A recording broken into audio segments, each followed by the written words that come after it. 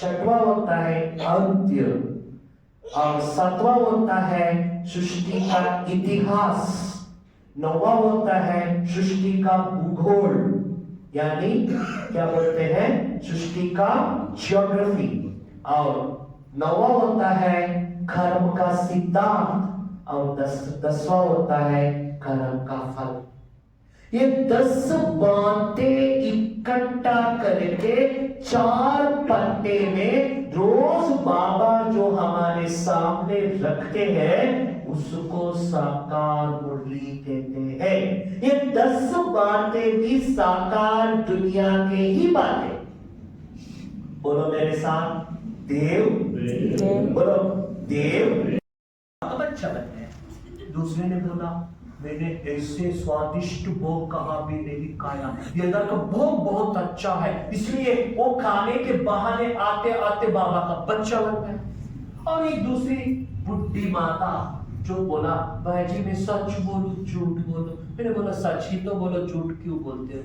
भाई जी मैंने इतने तरह के डॉक्टरों के पास घूमा, कहाँ घूमा, एलोपैथी, आयुर्वेदिक, होम्योपैथी, क्या क्या पति है पता नहीं, सबके पास जाकर के गोलियां खाता था, 8-8 गोली खाते था, नींद नहीं आता था। यहाँ मुरली सुनते समय बहुत अच्छी नींद आता था, इसलिए नींद के बहाने आकर के बाबा का बच्चा बन गए। तो नींद करने के लिए बाबा का मुरली एक लोरी बन गई। लोरी ऐसे भी बाबा के बच्चे बन जाते हैं। देखो मुरली में वो ताकत भी है, ये भी चमत्कार है। आगे ऐसे दिन आएगा लोग मुरली सुन के नींद करने के लिए हमारे पास आएगा और भी भीड़ आएगा। ये मुरली डायरेक्ट साइकियाट्री का काम करता है, बिना पैसा बिना खर्चा, सुविधा मुफ्त में मिल जाता है। 1 घंटा मुरली का गोली ले लो, आराम से सो जाओ।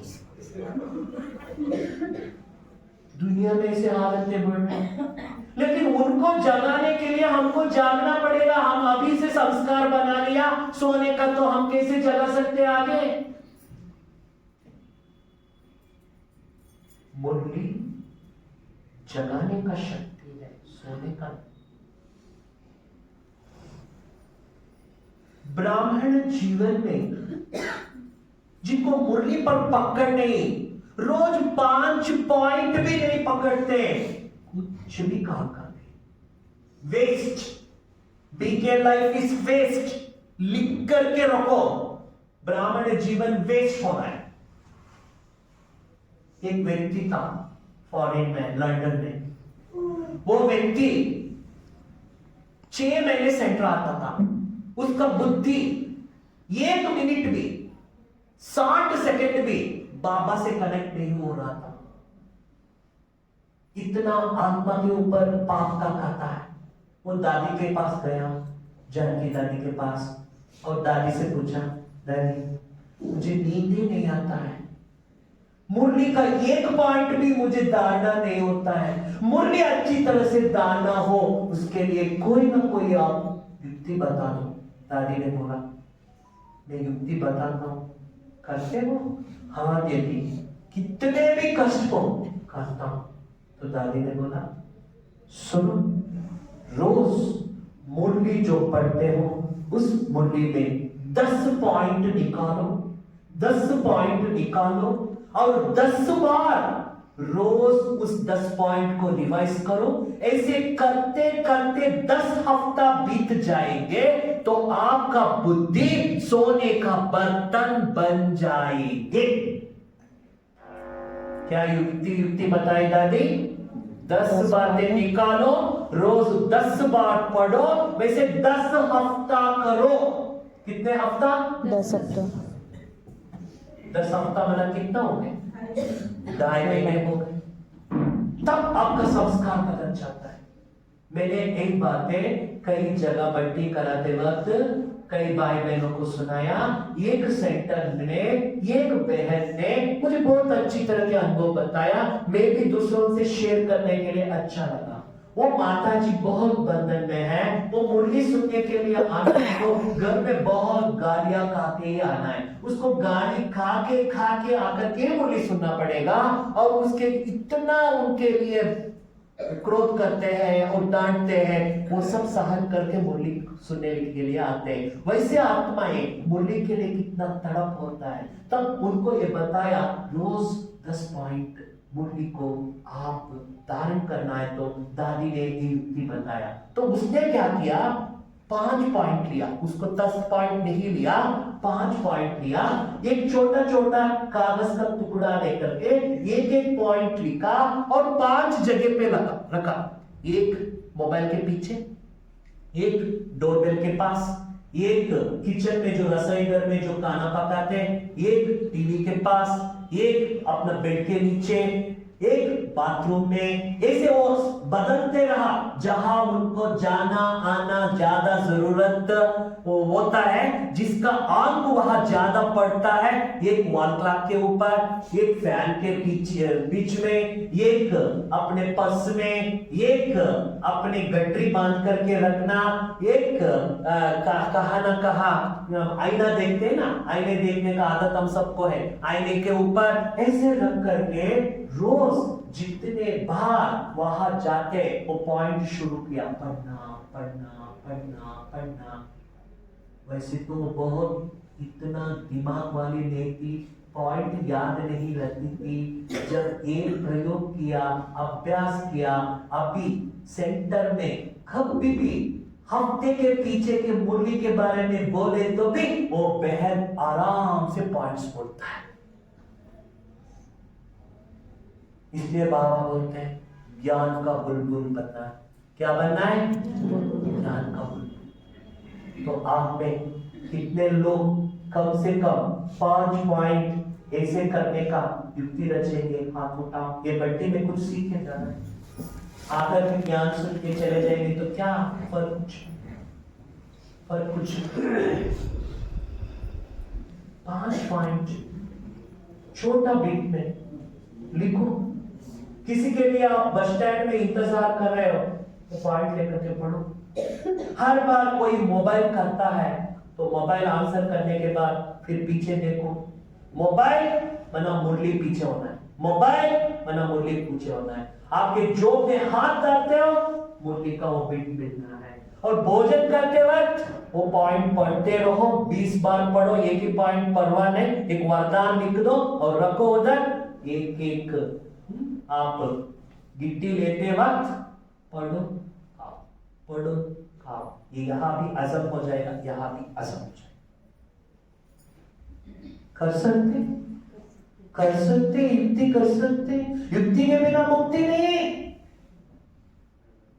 दुनिया का बातें इतना स्टॉक है हमारे अंदर, परमात्मा के प्यारे प्यारे बातें क्यों नहीं याद रहता है?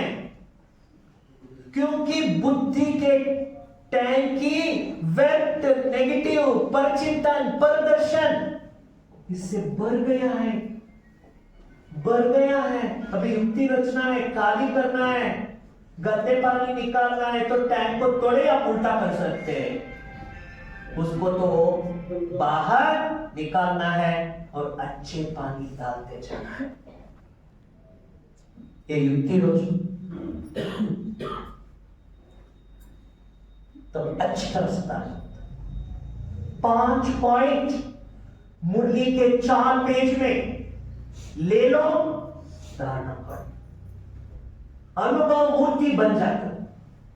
1 हफ्ता करो, अपने आप में वैरत बंद होता है। ये मेरा अनुभव होता है। नहीं तो टाइम मिला तो मोबाइल को घिसते रहते हैं। 1 सेकंड भी टाइम मिला, किसी को ट्रैफिक सिग्नल आता है ना, तब भी मोबाइल लेकर के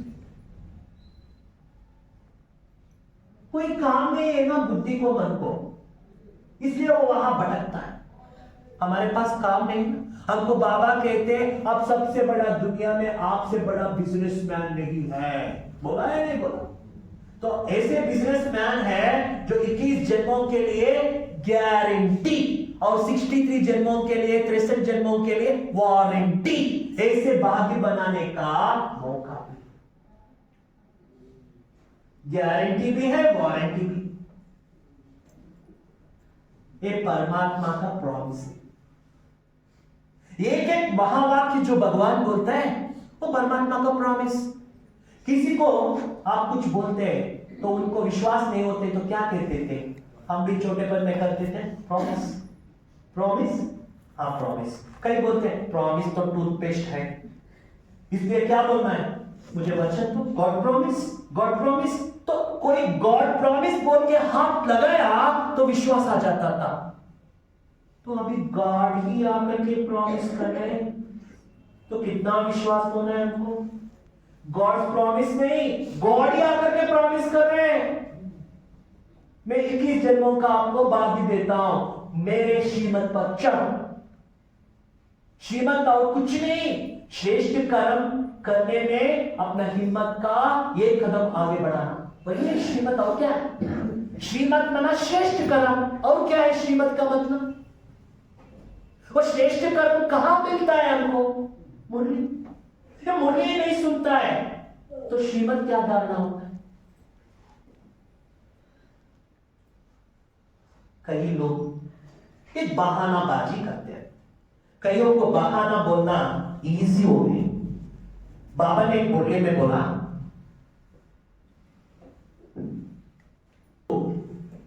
कारण का शब्द अच्छा नहीं लगता है। जो कारण शब्द बोलते हैं ना वो कारागृह में जाते हैं। ये मेरा बात नहीं, बाबा का।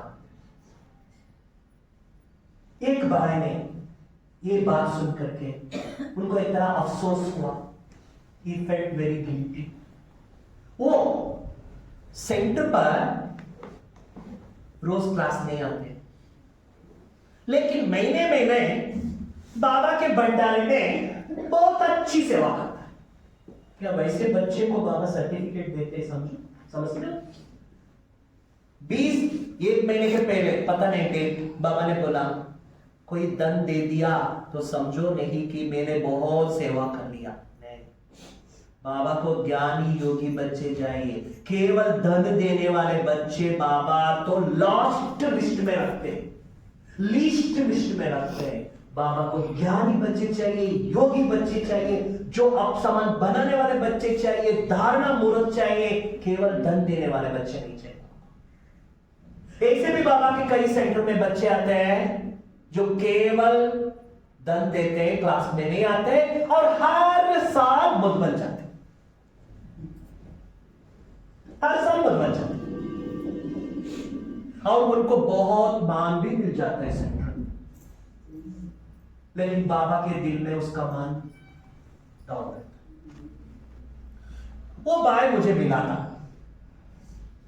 और उसने बोला, भाई जी आप क्लास ही नहीं आते हो, ये क्या है, क्या पुरुषार्थ है? बोलता है, भाई जी कैसे क्लास में आऊं? सुबह तो 6 बजे को दुकान खोलना है, रात को तो 11 बजे को दुकान बंद करना है, और घर में आता हूं तो वैसे ही फैमिली से थोड़ा बात करता हूं, भोजन करता हूं, थोड़ा रोज साकार मुरली। इस साकार मुरली में 5 बातें आते। मुरली को ब्लैक कलर की,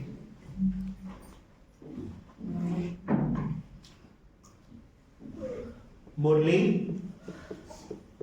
पंचामृत,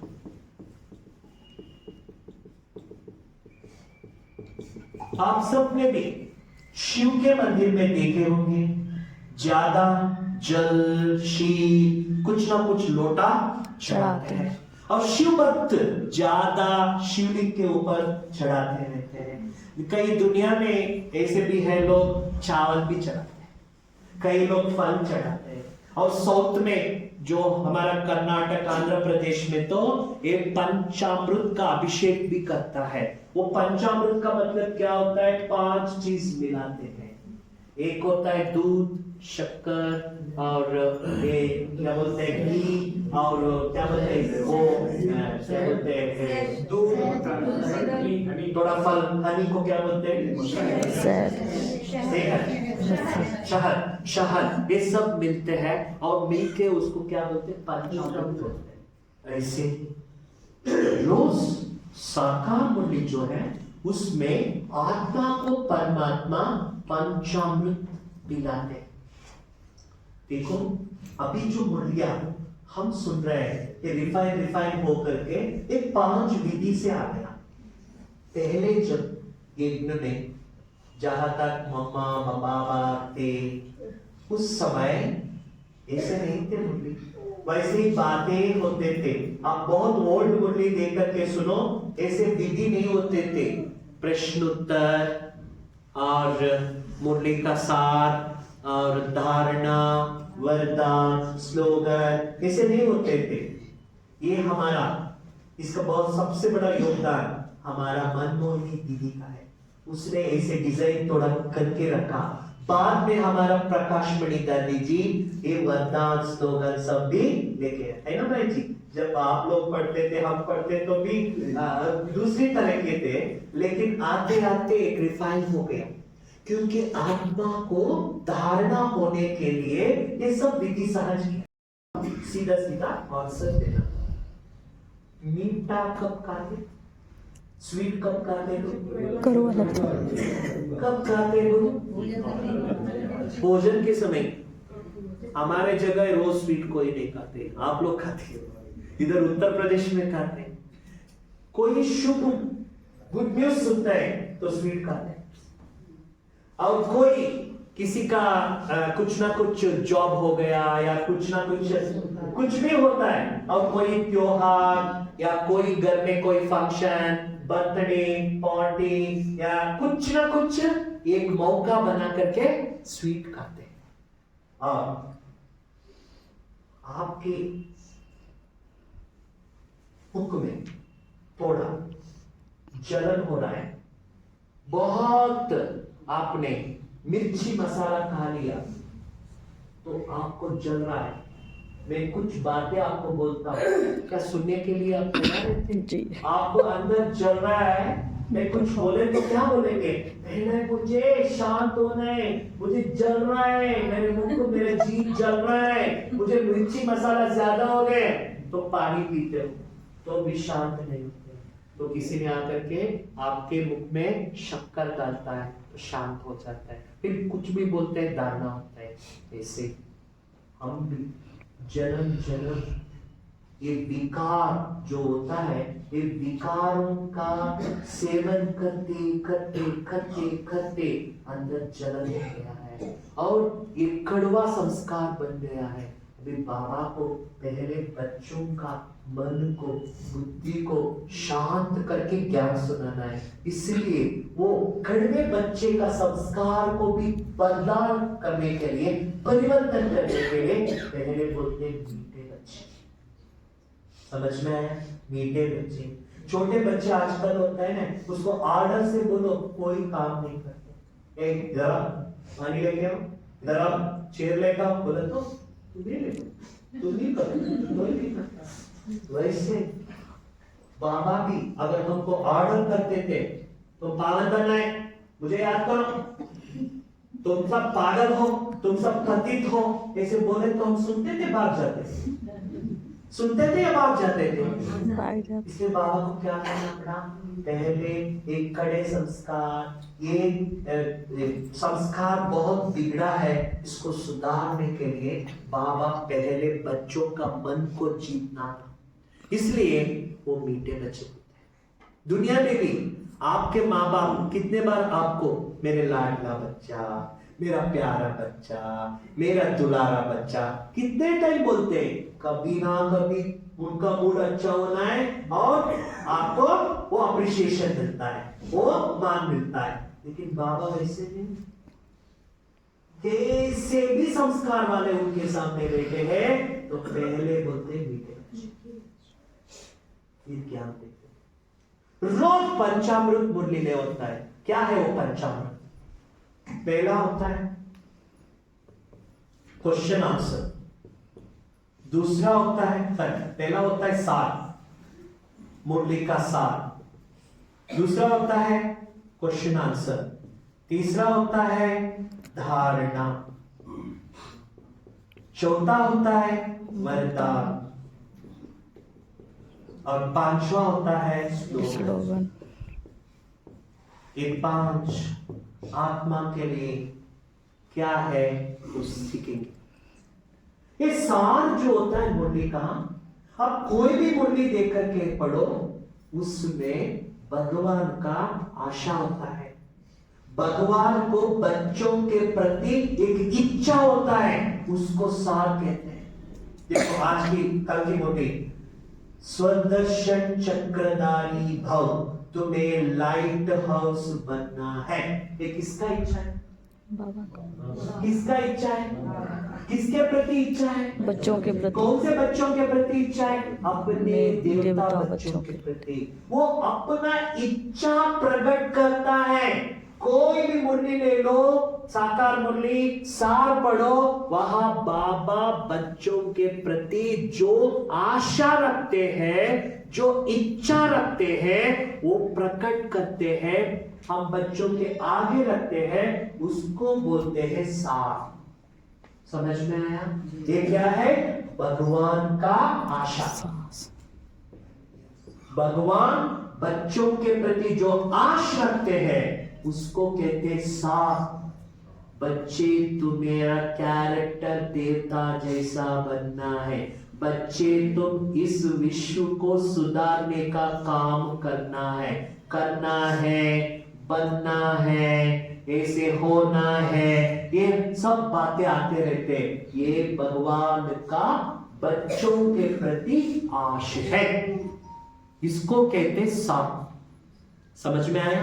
पूरा मुरली में भगवान अपने बच्चों के लिए अपना आशा क्या रखता है, उस दिन के लिए वो आपके सामने रखते हैं। कैसे देखिए, दुनिया में भी क्या होता है, किसी को 5-6 बच्चे होते हैं ना, तो सब बच्चे माता पिता के बातें नहीं सुनता है, किसी एक के लिए वो आश रखते हैं, ये मेरा राज दुलारा है, ये मेरे बात मानता है, ये मेरा अंदर जो मेरा चाहना है, आश है, ये पूर्ण करता है। रखते हैं या नहीं रखते? हाँ जी तो बोलो ना। हाँ जी। ऐसे ही इस सारी दुनिया में 800 करोड़ आत्माएं, 800 करोड़ आत्माएं, उनमें बाबा का मुरली सुनने वाला और बाबा का आश पूर्ण करने वाले केवल 9 लाख बच्चे होते हैं। कितने होते हैं? 9 लाख। सेकंड सत्युग में आने वाले, सेकंड नंबर में आने वाले भी सत्युग में 9 लाख के बाद आने वाले भी रोज मुरली नहीं सुनते। जो रोज मुरली सुनते हैं, बाबा का जो आश पकड़ते हैं और बाबा का नाम रोशन करने के लिए सोचते हैं, उनके प्रति जो बाबा बोलते हैं, उसको कहा जाता है मुरली का सार। समझ में आया? दूसरा क्वेश्चन आंसर। क्वेश्चन आंसर बना, रोज बाबा बच्चों को बहुत खुला दिल से सीक्रेट्स बोलते हैं, इसको कहते हैं ओपन सीक्रेट। ओपन सीक्रेट का मतलब क्या है? बच्चों के आगे कुछ भी बाबा छिपाते नहीं है। क्वेश्चन आंसर में क्या होते हैं, जो दुनिया में कितने बड़े बड़े संत हो, वो भी कई प्रॉब्लम्स का हल नहीं दे सकता है, वैसे हल करने के बातों को बाबा क्वेश्चन आंसर के रूप से बच्चों के सामने खोलते हैं, यानी ओपन सीक्रेट। दुनिया में कई सीक्रेट नहीं बोलते, ये सीक्रेट सीखना है तो पैसे देने के लिए बोलते हैं, लेकिन भगवान हमारे सामने सीक्रेट खोलते हैं। देखो, कोई भी गुरु को कोई शिष्य बनते हैं ना, उसको पहले ही सब कुछ नहीं बोलते, उसको बहुत साल के बाद, और वो गुरु, वो जो शिष्य है, उससे वो संतुष्टि होना है, उसका विश्वास जीतना है, बाद में बोलते। हाँ या ना? हाँ। लेकिन हमारा गुरु ऐसे नहीं, जो 8 शताब्दी हो गए ना, कितना हो गया, 80 इयर्स को क्रॉस हो गया, ऐसे वालों को भी वही मुरली, और कोर्स करके आज पहले बार आकर के बैठे, उसके लिए भी एक ही मुरली। बाबा किसी के लिए कुछ भी ज्ञान को वैसे छिपा कर नहीं रखता है, सब सीक्रेट बोल देते, सब सीक्रेट। आप जाकर के दुनिया में किससे पूछो, पतित बने हुए आत्मा को पावन कैसे होना है, तो वो लोग क्या बोलते हैं, आपको तो इतना परिक्रमा लगाना है।